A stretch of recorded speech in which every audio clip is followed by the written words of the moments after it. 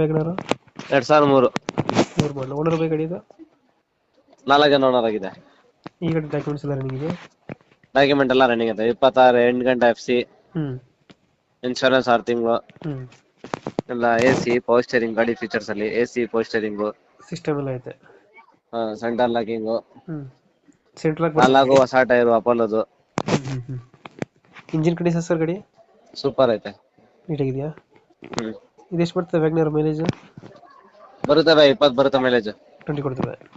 ಹ್ಮ್ ಈ ವೆಹಿಕಲ್ ಏನು ಟಿಂಟು ಕ್ರಾಚಸ್ ಅದ್ರ ಏನಿಲ್ಲ ಅಲ್ಲ? ಏನಿಲ್ಲ, ನೀಟಾಗೈತೆ. ನೀಟ್ ಐತೆ.